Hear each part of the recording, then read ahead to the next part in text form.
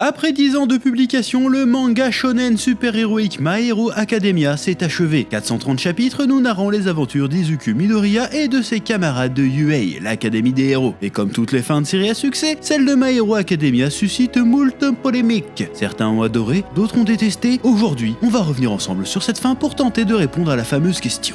Alors, fin ratée ou pas? Ah, et bien évidemment, spoiler.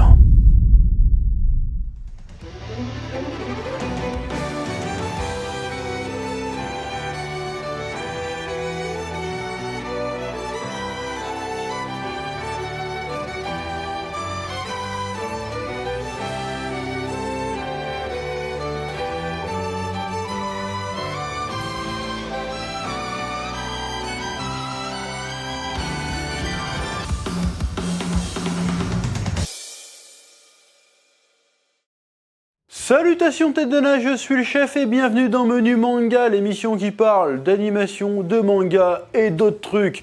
Bon, comment c'est que ça se finit My Hero Academia? Bon, je vais te faire un petit topo pour la faire courte, histoire de poser le contexte. On n'a pas trop le temps. C'est la giga bataille finale entre les vilains menés par All for One et Shigaraki contre le héros mené par Endeavor, All Might et Deku. Après une giga baston épique répartie dans tout le Japon, Midoriya finit par l'emporter face à Shigaraki et All for One en les détruisant définitivement. Mais dans le processus, il sacrifie aussi le One for All, ce pouvoir qui lui avait été légué par All Might et ce faisant, il redevient un sans alter. L'épilogue se termine 8 ans plus tard. Deku est devenu prof à UA malgré son absence de pouvoir, tous ses camarades sont devenus de véritables héros, mais franchement, ça va pour lui. Il est heureux quand même d'avoir un temps pu vivre son rêve et d'avoir sauvé le monde. Donc c'est pas grave de redevenir un random. Et à la toute fin, All Might débarque et lui offre une armure d'Iron Man. Du coup, il peut redevenir un héros et fin. Ah ouais, j'ai dit que je ferais vite. Alors souvent, lorsque les gros shonen neketsuesques se terminent, les fans se plaignent pas vraiment de la fin en réalité. Ils se plaignent plutôt de l'épilogue, de ce qui se passe après la fin du dernier arc. L'épilogue le plus connu, c'est dans les contes de fées. Ils vécurent heureux et eurent beaucoup d'enfants. Voilà, c'est ce qu'on pourrait expliquer comme étant un épilogue. Et justement, si les fans de shonen neketsuesque n'aiment généralement pas, ou bien souvent en tout cas, les fins des grands mangas très connus, c'est justement parce que ça répond exactement à ça en fait. Ils vécurent heureux et eurent beaucoup d'enfants. C'est le cas de la fin de Bleach, de la fin de Naruto, de la fin de Demon Slayer, et j'en passe. Le fait que ce genre de conclusion déçoive, c'est un petit peu paradoxal, parce que c'est effectivement pour avoir ce genre de fin que les personnages combattent tout au long de la série. Être déçu de l'épilogue de Naruto parce qu'on voit qu'il est enfin Hokage, qu'il a épousé Hinata et qu'il a 2 gosses, c'est un petit peu con, parce que le gars, tout ce qu'il a toujours voulu, c'est être Hokage et avoir une famille. Je pense que certains sont déçus parce que c'est justement trop attendu comme épilogue, alors que la série qu'on a suivie nous a habitués à être surpris, à nous prendre au dépourvu. Mais tout ça j'en ai déjà parlé lors du menu manga numéro 73. Ouais, ça date. Le second paradoxe, c'est que même les fins qui essayent de prendre le contre-pied de ces fins attendues en mode ils vécurent heureux et eurent beaucoup d'enfants, sont aussi boudés par une large partie des fans de manga. C'était le cas de la fin de Shingeki no Kyojin et c'est aussi le cas de la fin qui nous intéresse aujourd'hui, celle de My Hero Academia. Parce qu'au fond, pléthore de gens s'attendaient à voir un épilogue dans lequel Midoriya est effectivement le nouveau numéro 1 des héros, en couple avec Oshako, et s'attendaient à voir confirmer différents ships de personnages en mode fanservice. Oui, les gens se plaignent que l'épilogue de My Hero Academia ne soit pas un épilogue cliché habituel des gros shonen, comme on a pu l'avoir à la fin de Bleach, de Naruto, et d'autres en fait. Mais le pire, le plus fou, c'est que si ça avait été ça, ils se seraient quand même plaints les mecs. Ouais. En fait, on va être clair, c'est quasiment impossible ou presque pour un mangaka de faire une fin qui parvienne à satisfaire tout le monde. Il y aura toujours des mécontents, il y aura toujours des polémiques. Voilà, à part la fin de Dragon Ball qui a mis tout le monde d'accord, à la base, à l'époque, je connais pas de fin qui satisfasse tout le monde. Oui. La question, c'est pas de savoir si on peut faire une fin qui satisfasse tout le monde ou pas. La question, c'est de savoir si ces fameuses polémiques à propos des fins, et de cette fin-là en particulier, sont fondées ou non. Bon, pour le coup, se plaindre du fait qu'on n'ait pas eu un épilogue cliché pour une fois, je trouve ça franchement dommage. Ceci étant dit, je peux tout à fait comprendre qu'on trouve certains points de l'épilogue et certains points de l'arc final un petit peu décevants, voire quelque peu déroutants. Ça, c'est entendable. Oui. Je vais tout d'abord m'attarder un petit peu sur cet arc final. Parce que si l'épilogue, c'est la partie fastoche, la partie ardue, l'épreuve du feu, c'est bel et bien l'arc final de shonen neketsuesque, qui, la majorité du temps, peut se résumer à une immense bataille épique du bien contre le mal. Et en tant que fer de lance des shonen new gen, j'étais plutôt inquiet de voir My Hero Academia tomber dans les mêmes travers que ses illustres prédécesseurs shoneniques, Bleach et Naruto, qui dans leurs arcs finaux respectifs se sont emmêlés les pinceaux dans une bataille ou plutôt une guerre finale bourrative, brouillonne, indigeste et surtout beaucoup trop longue. Et vous pouvez toujours rager les Bleachias et les Narutardés, je n'en démordrai pas même des années après, ces arcs finaux m'ont filé la chiasse, oui je le dis, oui. Alors mon avis est sans aucun doute un petit peu biaisé parce que j'ai principalement lu ce dernier arc en tomes reliés, mais force est de constater que je l'ai trouvé quand même assez moins bourratif que les arcs finaux de Bleach et de Naruto.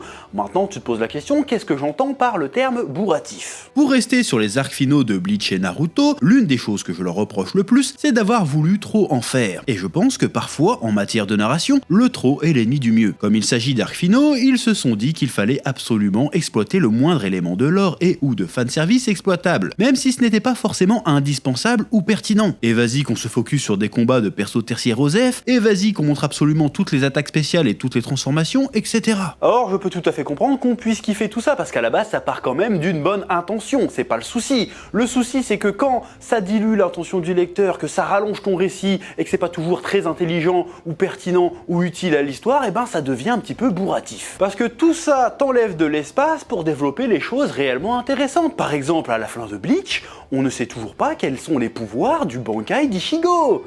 Oui, même 10 piges après, je ne lâche pas le steak. Je suis toujours sur le cul. C'est incroyable de faire ça, c'est honteux. J'espère que l'anime réparera la connerie, mais c'est incroyable quand même.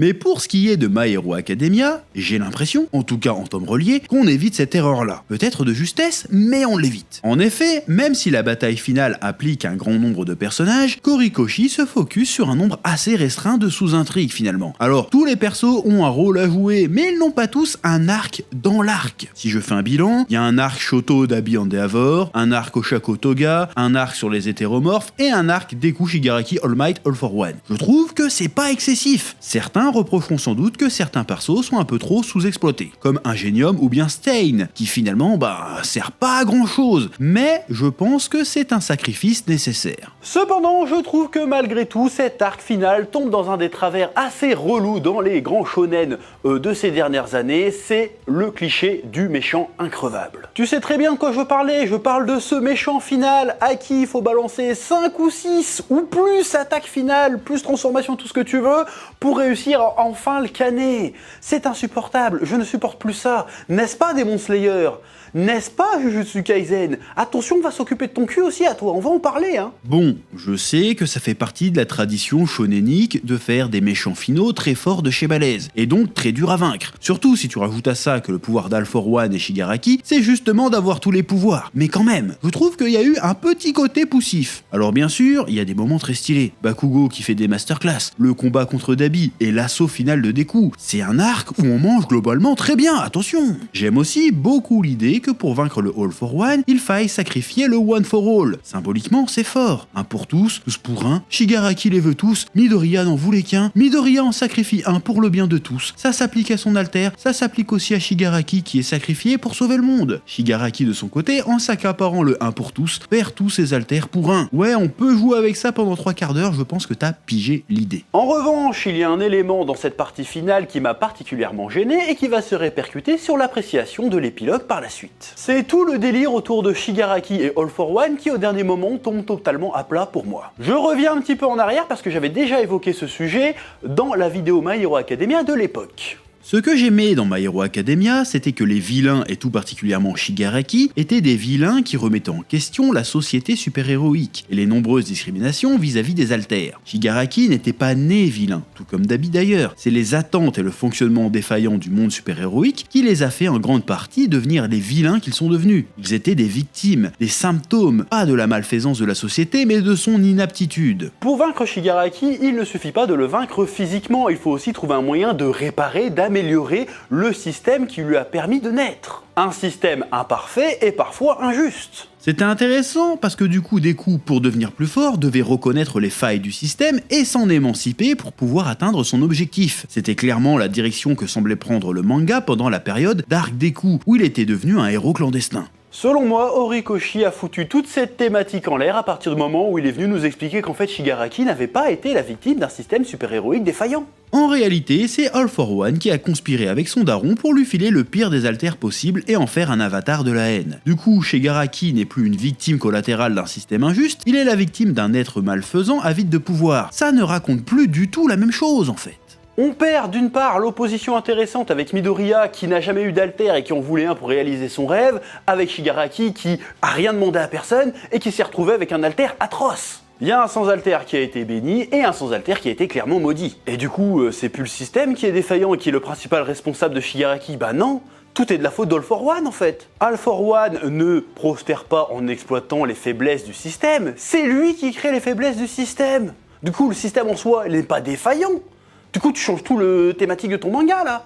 Tu peux pas faire ça à la fin, en fait. Bon, ok, on n'est pas au niveau d'un Naruto qui devient le fils de la prophétie à la dernière minute. D'accord, mais on n'est pas très loin. Ce qui m'amène à l'épilogue. Que Midoriya n'ait plus d'alter, bon, ok, ça ne me pose pas spécialement de problème. En revanche, qu'il y ait clairement un retour au statu quo après la bataille finale, ça me fout les glandes. On va revenir sur Naruto. À la fin de Naruto, peu importe ce qu'on pense de cette fin, Naruto a changé le monde. Concrètement, c'est la paix entre les pays shinobi, etc. Dans My Hero Academia, le système reste exactement le même. Il y a ceux qui ont un alter pour être des héros, et il y a les autres. Midoriya n'a pas d'alter, donc il ne peut pas être un héros. Alors, ok, il y a Oshako et d'autres qui militent pour changer certaines mentalités, mais globalement, le système reste intact. Parce que finalement, le problème, c'était pas le système quasi de caste de la société super-héroïque. Non, c'était les mentalités individuelles. Bah non, en fait. Au pire, c'est les deux qu'il faut changer. C'est quoi ça? Ils ont même conservé le système de classement des héros. C'est du foutage de gueule à ce niveau-là, sans déconner. Et son discours de fin au Midoriya, là. Oh bordel! Oh, il m'a énervé! J'aurais été dans le manga à ce moment-là, j'aurais mis une patate dans sa gueule à ce bâtard. Ouais, je sais qu'il sait se bastonner, il est très fort à la bagarre, mais il fait 1m50. Je le défonce, il a plus de pouvoir. En gros, il dit « Oui, les hommes ne naissent pas égaux, du coup ça nous oblige à faire preuve d'empathie. J'ai fini par accepter cette réalité, mais je suis content d'avoir pu vivre mon rêve. » Je paraphrase, mais moi, ce que je comprends... Bon, j'ai pas changé grand-chose à la société, mais Hamdoulillah, à un moment donné, j'ai eu des pouvoirs, donc tout baigne. Quoi? Je trouve qu'il se dégage de cet épilogue un sentiment de non-accomplissement, un retour au statu quo, sauf que le héros semble avoir beaucoup donné pour pas recevoir grand-chose à la fin. Je trouve que Deku n'est pas vraiment récompensé. Et même si on lui file une armure à d'Iron Man à la fin. Et il y a aussi la douille de « Non mais en fait, on est tous devenus les plus grands héros, parce que être le plus grand héros, c'est vis-à-vis de soi-même. » Bon, autant je pige l'idée, autant on sent bien que c'est pour pas tomber dans le cliché d'en faire réellement le nouvel All Might. C'est la seule raison. Et attention, le retour au statu quo à la fin d'une histoire n'est pas un mal en soi. Par exemple, dans Dragon Ball, c'est ça à chaque arc. C'est-à-dire que le monde est en paix, les mecs vivent leur petite vie, il y a un méchant qui débarque, qui chamboule cette paix, ils le défoncent et ils reviennent à leur vie tranquille d'avant. Parce que dans Dragon Ball, pour prendre cet exemple, le but de l'histoire, c'est justement de préserver ce statu quo. Pour moi, c'était pas le sujet de My Hero Academia. Tout l'enjeu, c'était justement de remettre ce statu quo en question. C'est l'histoire d'un gamin sans pouvoir qui ne peut pas accéder à son rêve à cause des règles du système, et qui par miracle parvient à y accéder en découvrant que c'est loin d'être aussi idyllique qu'il le pensait, et qui va voir sa vision de l'héroïsme être challengée tout au long de l'histoire. Et tout ça pour finir sur, on prend les mêmes et on recommence, mais en étant plus gentil. Je trouve ça franchement dommage. Alors, je suis pas totalement un teubé, j'ai bien compris que la génération de Midoriya allait tout faire en leur pouvoir pour changer le système et les mentalités à la manière douce. Mais bordel de merde, tu m'expliques comment tu fais pour changer un système de manière efficace si à la fin de la grosse bataille qui a mis en danger ta génération, eh ben tu appliques exactement les mêmes règles et le même système, tu le suis toujours à la lettre. C'est débile. J'ai fini le manga, je me suis dit putain Shigaraki il avait raison, c'est pas normal hein. Mais après avoir dit tout ça, est-ce que ça veut dire que selon moi, la fin de My Hero Academia est ratée? Eh bien, je ne pense pas. Je pense qu'en réalité, c'est plus compliqué que ça. Et ça nous ramène au sujet des fins qui divisent. Quand on suit une série depuis si longtemps, on s'y attache et on se l'approprie, chacun pour des raisons différentes. Certains, ce sera pour les relations entre les personnages, qui aimaient s'imaginer Ochako et Deku ensemble, et qui sont du coup déçus de ne pas voir ça à la fin. Et d'autres comme moi, qui ont aimé My Hero Academia pour son scénario qui challengeait le statu quo d'un monde imparfait, et pour ça, j'ai été déçu. Mais peut-être que pour Horikoshi, l'auteur, et sans doute pour beaucoup de lecteurs, My Hero Academia, c'était l'histoire d'un garçon qui voulait être un héros et sauver le monde. Et ça, eh bien on l'a eu. Et on a pris plaisir à le suivre pendant ces 10 ans. Et si le personnage est heureux, que l'auteur est heureux de sa fin, est-ce que c'est pas finalement le plus important? Donc, est-ce que je suis déçu de cette fin? Un peu. Est-ce que c'est une mauvaise fin? Franchement, je crois pas. Voilà, c'était mes réflexions et opinions autour de la fin de My Hero Academia, et quoi qu'on pense de cet épilogue, il faudra bien reconnaître que c'est un manga qui nous aura régalé, qui nous aura fait rêver et vibrer pendant près d'une décennie. Et rien que pour ça, monsieur Horikoshi, chapeau bas. Oh oui. Que la passion vous guide. Oui.